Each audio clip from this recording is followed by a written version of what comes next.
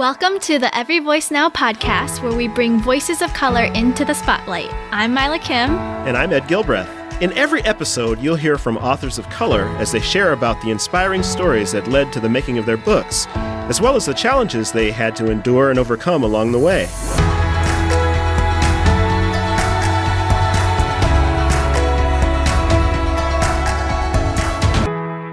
Hey Ed, we are back for season 2 of the Every Voice Now podcast. Woohoo! Well, I'm so glad you're letting me come back as your co-host. It's really a joy and honor to be here with you again, Mila. Well, the honor is ours. And this season, we'll also have our producer, Helen Lee, helping out with hosting duties. So our listeners will get to know even more of our behind-the-scene crew along the way. I know. Helen and I had a great conversation together with Irwin Ince that everyone will get to hear in the future. And I know you and Helen had some fun conversations together, too. We did. Last season was a blast, but this season, I feel as though the emotions are at another level because we're having all of the authors do a little reading in each episode, and then we get to find out the behind-the-scenes story of what it was like to write those portions. It has led to some really special and memorable moments on the show, including this conversation with Terence Lester. And so I've got to warn our listeners, you might need a tissue. Terence is so real, so honest, and so delightful all at the same time. He's the kind of person who you just want to keep hanging out with and getting to know, and I think everyone listening will really appreciate how special this conversation was. Well, with that said, let's get the show on the road and begin our conversation with Terence Lester.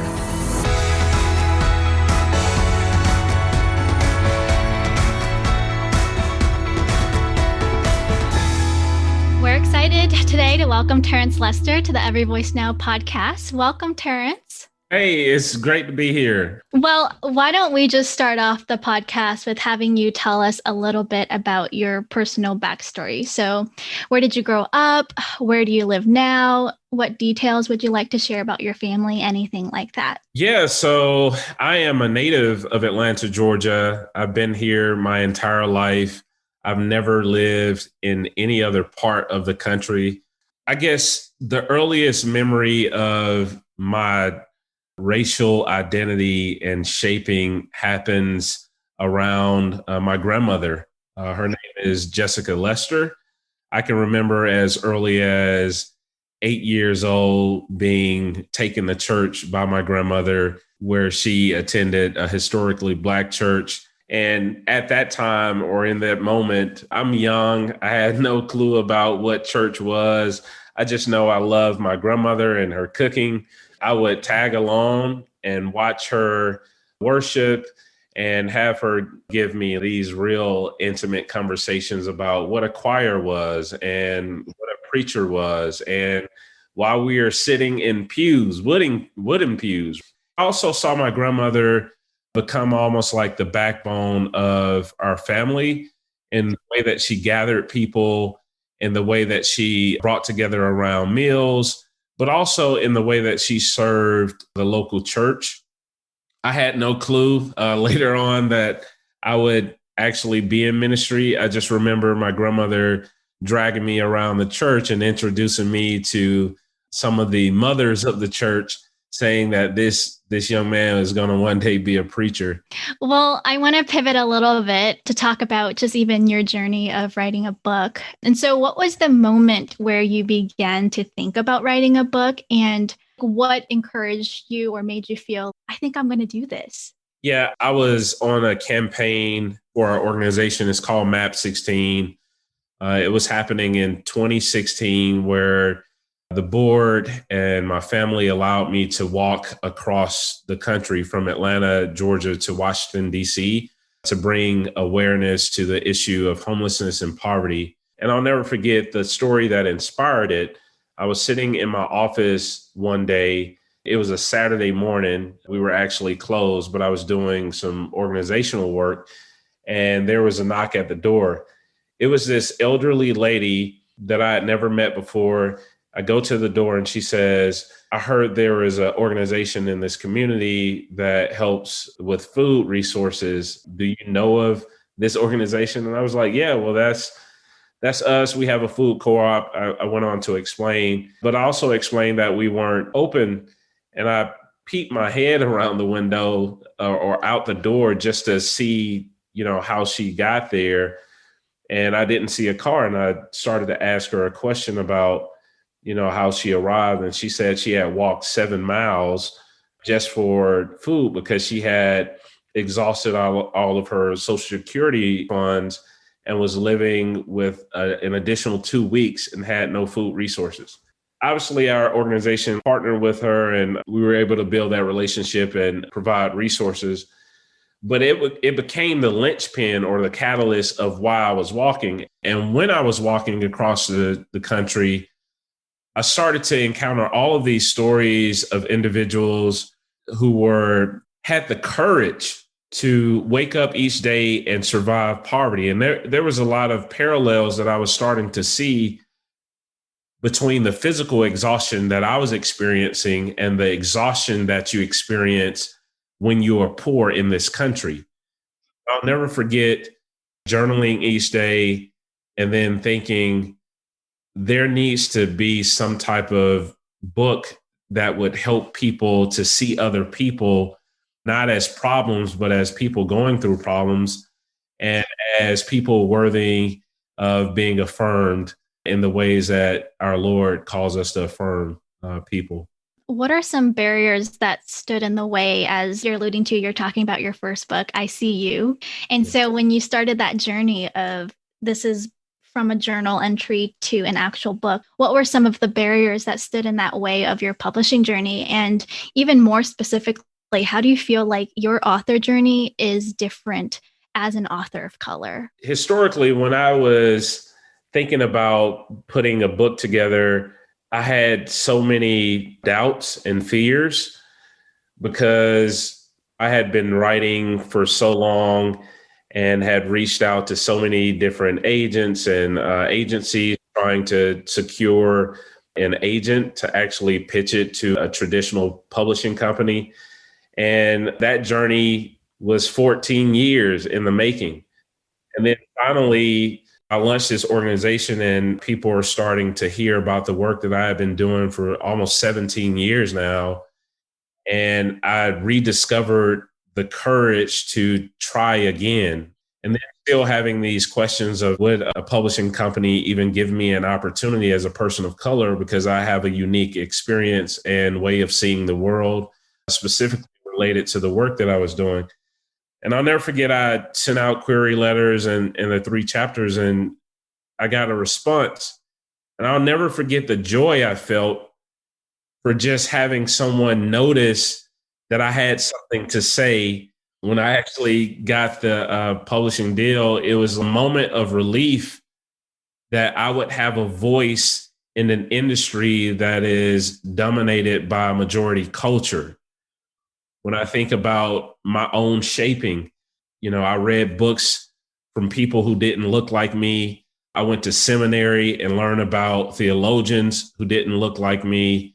I was always fed narratives and stories from people who didn't look like me. It wasn't until post high school that I started to really do my own independent scholarship to learn from people who looked like me to give me a perspective that was closely related to my existential reality. And so I wanted to be one of the persons that contributed to that shaping of what it means to be Black and brown in this country and have a unique perspective. And so that's my journey.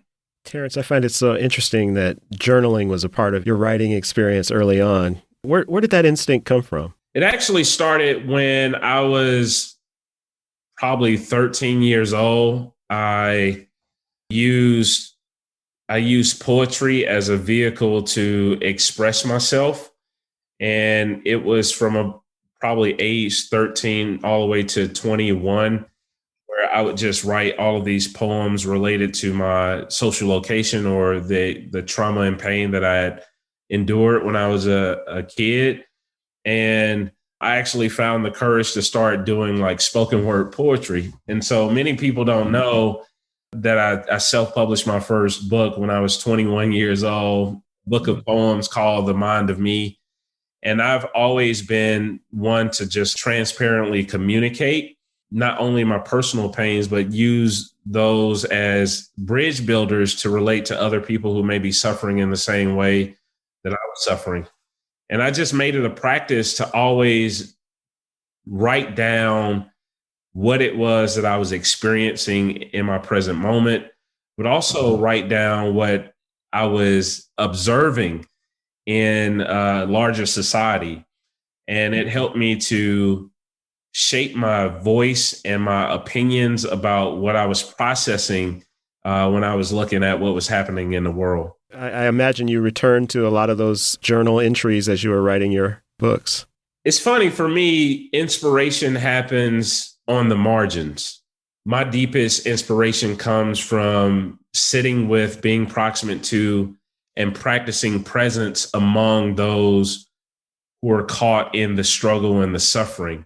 I wrote When We Stand doing frontline work in the middle of the pandemic, while people were at home and arguing in grocery stores about toilet paper and paper towels. I was on the front lines watching people without these basic critical resources suffer. And I'm having these ideas about how important it is for people to come together to see those on the margins as being a part of the whole community and not just some group of people in the background. Yeah, so I derive a lot of my inspiration from being close and proximate to the suffering that God is speaking through. What are you and your words bringing to the world that no one else can bring? What need is your voice filling in the sphere of things here? My hope is that my writings are giving people an opportunity to truly see neighbor and love neighbor and have empathy for neighbor, but also to have empathy for the neighborhood that has shaped the neighbor. And not only have empathy for the neighborhood that has shaped the neighbor, but also a level deeper is to have concerns about what that neighborhood faces and help a person to affirm the imago Dei and the dignity of those who have been excluded and pushed to the margins of society. One thing I just want to affirm you, Terence, as an author is you're living out what you're writing. This guy's not just talking about things. He's out there, he's doing it. And people probably wonder, when does he have time to write a book? He's out there all the time. And so just wanted to affirm you. I think that's really where your voice fills the gap is, sure, you wrote a book about it, but I want our listeners to hear what you said. You said this is a 14-year journey, a book in the making. A book doesn't get produced in a year. It's lived out in life and experience for 14 years before it even comes to the surface of being written. Well, we need to take a quick break, but when we return, Terence will be doing a reading for us and we'll talk more about his book writing process. So stay tuned and thanks for listening to the Every Voice Now podcast. Mila, it is incredible to me that IVP is about to turn 75 years old. Do you believe that? That's amazing. I know, that is amazing. I mean, considering that so many book publishers have come and gone during that time. And so I'm so grateful to be part of such a long-standing legacy. Well, it's a testimony to IVP's commitment to publishing quality books, not to mention books by a diversity of authors. And this has been IVP's MO for the majority of its history. Yeah, and we keep finding more voices of color to highlight each and every season. And so visit everyvoicenow.com to find out how you can get a great discount on today's featured book and many more. Well, welcome back to the Every Voice Now podcast. I'm Ed Gilbreth, and it's time for our Behind the Words segment, where we hear a reading from an author and then find out more about what went on behind the scenes of writing that portion. Terence, what will you be reading for us today? Yeah, so I am actually going to read chapter 4 of my new book, When We Stand, and it's entitled Be Brave and Unlearn. Okay, and why did you select this particular passage before we go in? Yeah, it's something that is very relevant to where we are in society and culture as it relates to racial injustice, but it's also an ode to my daughter and my son, who I've had to have racial conversations with even before their adolescence. So chapter 4, it's called Be Brave and Unlearn. Not too long ago, my daughter was very excited at the prospect of a little girl who looked very much like her, who had dark skin, playing the titular role of Ariel in the remake of the Little Mermaid movie. What I remember most of all, though, is my daughter's subsequent sadness when she saw hashtags like Not My Ariel on social media sites, along with other racist comments. Hateful sentiments from individuals who asserted that Ariel needed to be a cute girl with white skin were all too readily available for my young daughter to read online. I recall that she repeatedly asked me why throughout the entirety of the next day, having read many of these comments. I tried to educate her by drawing on both historical examples and my own experiences, one that I sadly suffer weekly. These experiences that none of my white counterparts have had to document or try to explain to their children, not one. This is in part because Black children encounter the topic of race at earlier ages than white children. The Washington Post reported that Black families can't afford to wait until adolescence to begin conversations about identity, and most Black children by age 10 have an adult view of biological and social racial constructs.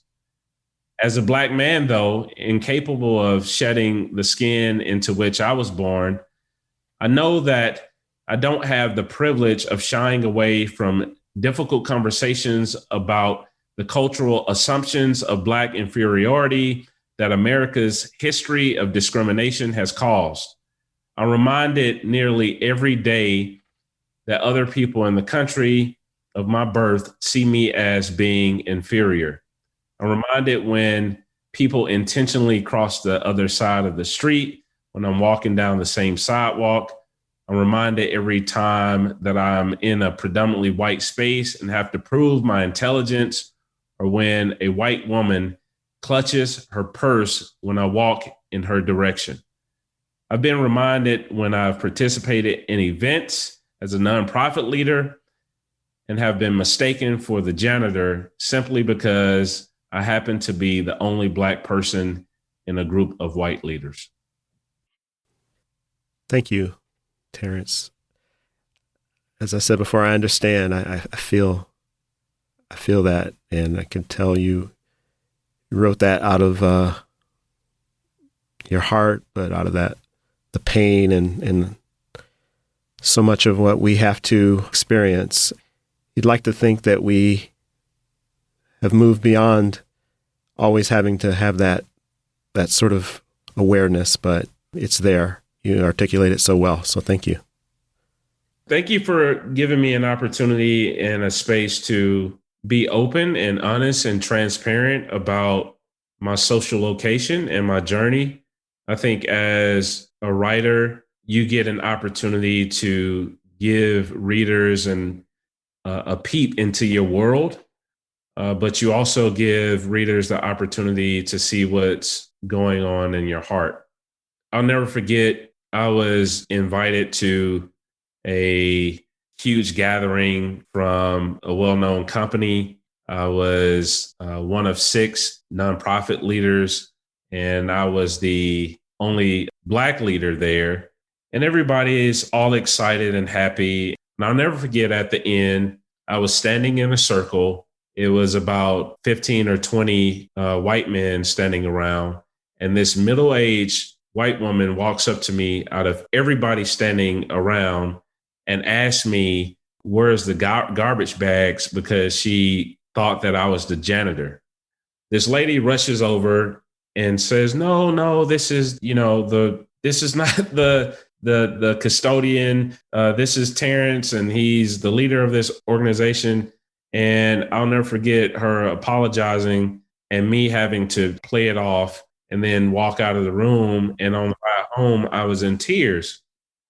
But the real question is, what do you do with those tears? And for me, one of the ways in which I've been able to relay these messages has been in the form of writing about these experiences in a way that invites people to listen as opposed to shun. It invites people to a table that is not their own to sit down and engage in a conversation where they are not the main speaker, right? Writing itself gives persons of color the ability to have the microphone and speak up for themselves. Listening to that, I'm quiet because I feel very emotional. I don't think I've ever gotten emotional on this podcast because it's like you grow up, like you said, reading from authors who don't have the same experiences as persons of color. And to finally have somebody articulate that so other people can know, like, is so powerful.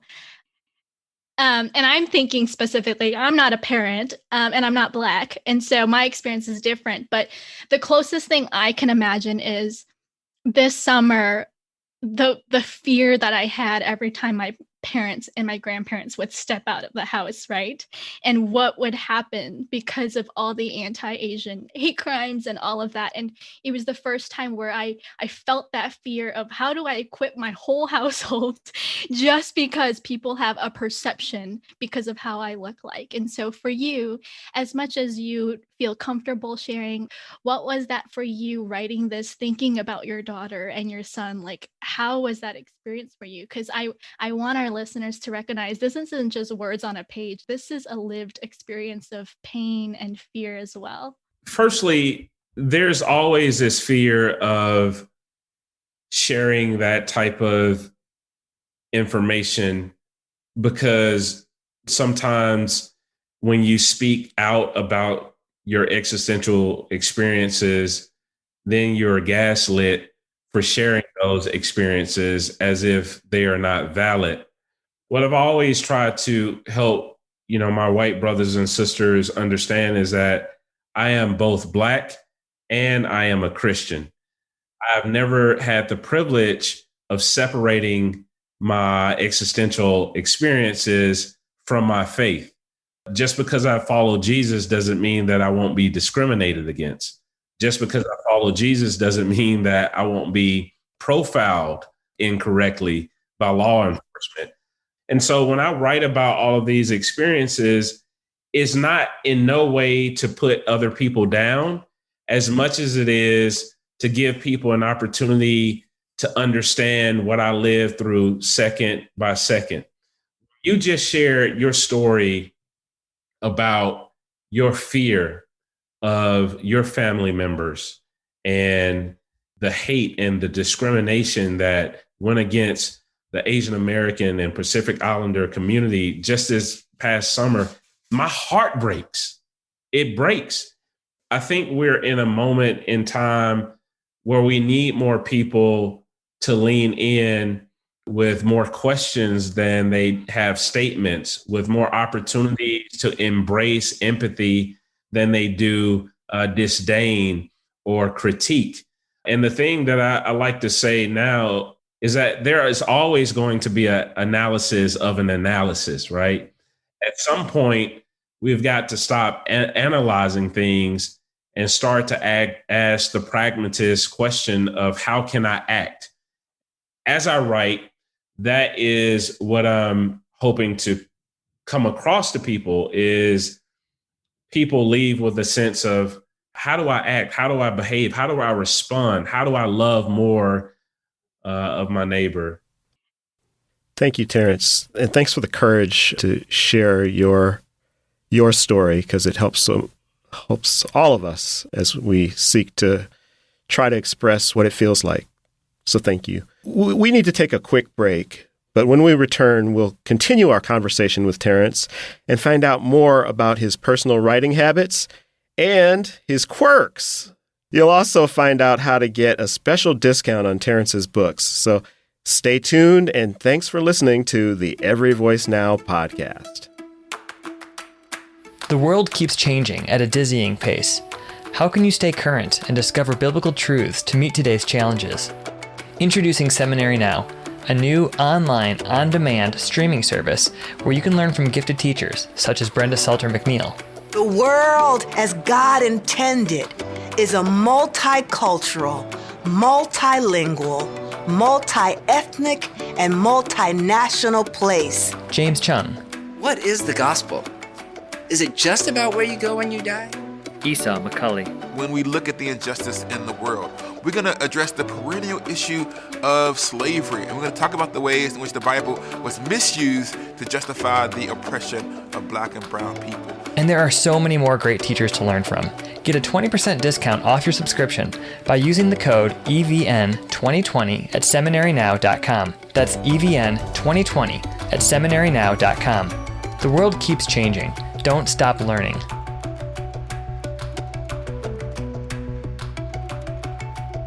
You're listening to the Every Voice Now podcast, and I'm Mila Kim. Today, we've been talking with Terence Lester, author of I See You and When We Stand.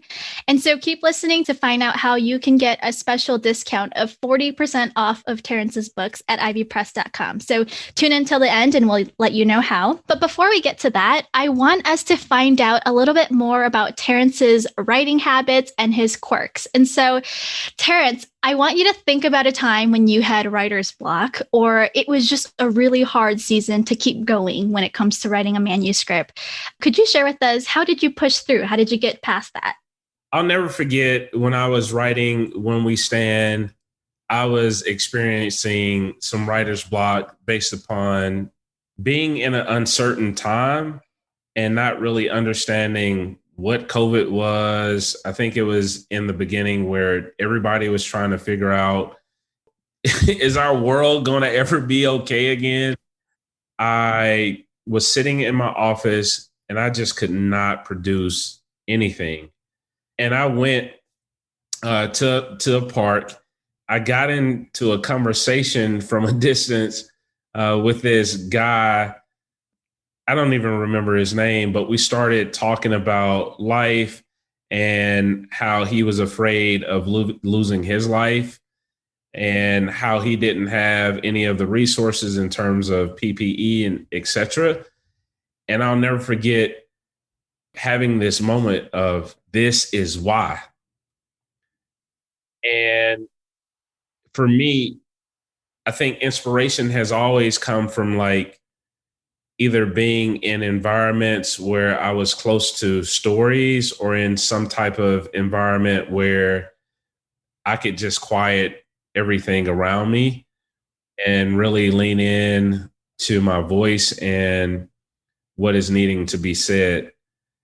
In terms of practices, I write every day, at least for 10 minutes, even if it's not in an actual book. I write stories of things that I've encountered all throughout the week. I try to produce quotes. I try to stay in front of content that would inform my voice. I'm constantly reading articles and books and listening to content that would inspire me. And then what I do from there is I take it and I file it away. So for me, when I'm writing a book, like When We Stand, I have like this massive collection of stories of people that I've encountered or things that have spoken to me or things that have significant meaning that would kind of help shape the message of the book. So I catalog a lot of things. I think something to note for our listeners, and maybe they know, but being an author is not your full-time gig. Terence does a lot of things. And so on top of being a father and a dad, you're an activist, spearheading Love Beyond Walls. While launching When We Stand, you were filming a docuseries that was being launched. And on top of that, you're getting your PhD. There's a lot happening. And so for our listeners who want to write, how do you say discipline when you're not clocking in 9 to 5 writing a manuscript? I know you said you find at least 10 minutes a day, and even previously you talked about reaching a quota, but what does that look like in your day-to-day while you're still doing a million things on top of being an author? Yeah, that's a great question. In fact, one of the things that drives me is discipline. And that means because I'm disciplined in certain areas means that it comes with saying no to other things that could be self-gratifying for the moment. I've had to learn how to balance my plate. And so for me, it looks like getting up at 4:30, maybe 5 a.m. every single morning, not only to have like personal self-care time, but also to create a space where I can read and write. And I've just built in these practices of what one of my mentors used to say to me: sometimes you got to do the things that you hate in order to create the things that you love, which is very essential because the process itself can be like a love-hate relationship. But you're going through this process to create this thing that you're giving birth to metaphorically into the world that other people will be inspired by and hopefully take to heart to help to make a difference in the world. And so I try to stay focused on that end goal, but I do build in buffer time before everybody else is up and after everybody else is asleep to maintain the discipline. Well, Terence, thank you. And as we wrap up our time together, could you tell our listeners what advice would you have for them or for any up-and-coming authors of color about the publishing journey? I don't know if this is advice as much as it is encouragement. One is to never stop writing and sharing your perspective. You know, sometimes I am both encouraged and filled with sorrow when I enter into bookstores, major bookstores, and I see the section for Black writers, and it's only one shelf. And I'm reminded the need to produce content in the world to add to the tapestry of writers that have gone before me, but also are in this generation with me. So never stop writing. And the second thing is to never give up, because change doesn't happen in a day, it happens daily. What I mean by that is that you never know when the moment will present itself and meet you where your pen has met the paper. So never give up and never continue to shoot and strive for the opportunity to share your words broadly. I think the third and last thing would surround yourself with people who will not only cheer you on, but will also challenge you to think deeper and wider and broader than what you're thinking now. I think some of my best ideas have emerged from conversations that I've had with people who challenged me to think even deeper about what I was thinking in the present moment. Well, Terence, we've come to the end of our time together. But before we go, we want to give you a few moments to share with our listeners any special projects you have going on right now and even where people can find you and reach you. Yeah, so right now we are building self-contained shower units for our friends without an address. We just recently talked to a major distributor of home appliances and home parts, and I can't say their name, that is thinking about partnering with our organization to continue this important work of giving access to sanitation to our friends without an address. Yeah, if people want to look us up, they can go to lovebeyondwalls.org or follow us on social media at lovebeyondwalls, that's Facebook, Instagram, and Twitter. And if you want to look me up, I'm Terence Lester. That's IMTERENCELESTER. Awesome. And we'll link that in the show notes as well. So thank you, Terence, for just even your time, for your work, for your life, just for your example in our generation. We're so thankful for you. Yeah, thank you for having me, and I'm grateful to serve. It's been a pleasure being on Every Voice Now. And lastly, we wanted to share with you all that you can find Terence's books at ivypress.com. And if you use the code EVN40, you can get 40% off and free U.S. shipping. So visit our site to get a great deal on Terence's book today.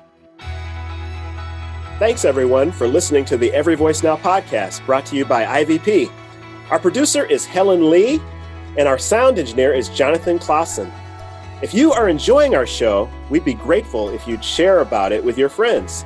Please review and recommend us on iTunes, Spotify, or wherever you listen to your favorite podcasts. And we love getting your feedback, so get in touch with us with your comments, critiques, or questions.